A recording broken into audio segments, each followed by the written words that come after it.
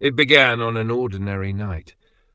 I was in my room following my usual routine, the soft hum of my PC and the familiar clack of my keyboard. Then everything shifted. I woke up drenched in sweat, my head pounding like a relentless drum. The room had transformed into a claustrophobic labyrinth of brittle, cold plywood that scraped against my skin. The air clung to my flesh, thick with the suffocating scent of salt and something metallic, something disturbingly close to blood. My hands flickered like low-resolution pixels, and every nerve screamed that something was horribly wrong. I fought to steady my racing thoughts. What is happening? Am I losing my mind? The familiar interface of Hapunan, the Filipino horror I'd played moments before sleep, had vanished, replaced by a static-filled void where fragmented memories of a peaceful morning collided with disjointed, nightmarish images. Was my mind merging reality with digital echoes, or was this terror utterly real? A distorted radio crackled to life, its warped voice warning of paid killers roaming the streets. I turned, heart hammering, to see my in-game parents seated at a dinner table. At its center lay an untouched fried chicken. "Tomorrow," my mother intoned in a voice as cold and unyielding as the flickering light overhead. "Tonight we eat tuyo." Her detached words deepened my growing paranoia, a harsh contrast to the warmth of that long-ago sunrise. Dinner became an unsettling, ritualistic charade. The briny taste of dried fish clung to my tongue, while sour anxiety churned in my gut. As my parents sank into their scripted slumber, I gripped my basket of balut and chicharron, my intended merchandise, and stepped out into a night that devoured every ounce of familiarity. Outside, every sensation hit like a shock. My flashlight's beam slashed through the oppressive darkness along a desolate railway track, revealing harsh surfaces and cold, rough plywood pressing into my skin. The sticky residue of salt in the air made each breath a struggle, and amid the silence I heard not only the distant murmur of wind, but also the relentless thump of my own heartbeat. Thump, thump, thump, echoing like a ticking clock, as if time itself were counting down my doom. Then Totoy emerged, a face I recognized from the game, his eyes wide with terror. "What happened to the last vendor?" he whispered, urgency slicing through the night. I could only stutter. "I don't know." His chilling warning cut deep. "Then you better be careful. Don't come back." Had I crossed into a realm where nothing made sense? No scripted encounter followed. The night deepened further. Out of the murk shuffled Madonna, the hunched old woman who always expected free balut. My basket was empty, and her silent disappointment echoed like a broken promise reverberating in the dark. On my way home, as I was about to open the gate, chaos erupted.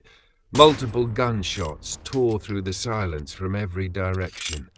I saw armed men storming from house to house, their weapons spitting death. Frozen in terror, I became stone until one of them caught sight of me and gave chase. I slammed the gate in his face, but he was relentless. Desperation forced me to flee. I stumbled, fell, and finally crawled behind a large, cold stone. As I pressed my trembling hands against its rough surface, I sensed movement, a presence that sent my heart into overdrive. My pulse pounded, louder than ever. Thump, thump, thump. Their boots scraped deliberately against the pavement, each step echoing as if they were stepping inside my skull, as if they knew exactly where I was. I glanced back and saw an armed man tailing me, his eyes wild with fear. What now? No, stop! I screamed silently within. Then, emerging from the shadows like a spectre of retribution, Mangberto appeared.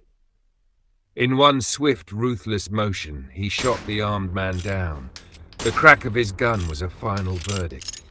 Without pausing, Mangberto bolted across to a dilapidated hut, their hideout, nestled right opposite the stone. As he vanished into darkness, his parting words echoed in my mind, a chilling warning that blurred the line between savior and harbinger. Then came the unrelenting chaos. A furious volley of gunshots erupted. I watched, horrified, as over half a dozen armed men crumpled, their bodies collapsing with brutal precision. My pulse pounded in my ears. Tick, tick, tick.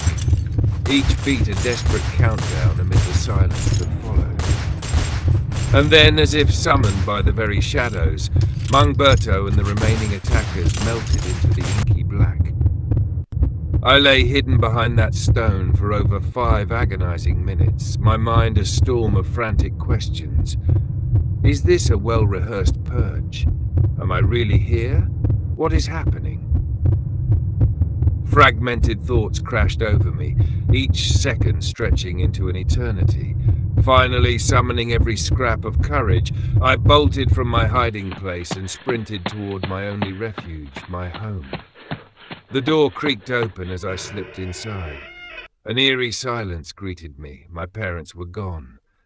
On the dinner table lay my old unplugged headset, its cold surface a stark reminder of the fragile veil between worlds. I hesitated before reaching for it. The moment my fingers brushed the plastic, a soft hum erupted into a warped lullaby, sending shivers racing down my spine. Then, like a lightning strike, the lullaby shattered and a searing pain tore through my skull. I dropped the headset, and in that agonizing instant, I woke up. Gasping, I found myself before my PC in my familiar room. My hands were normal again. The comforting buzz of everyday life had returned, yet the nightmare clung to me, vivid and unyielding. On my desk, the headset still hummed softly, a quiet promise of blurred boundaries. I glanced at the monitor. The game's UI had returned, and a new message scrolled in blood-red letters. Recording saved. With trembling fingers, I clicked play.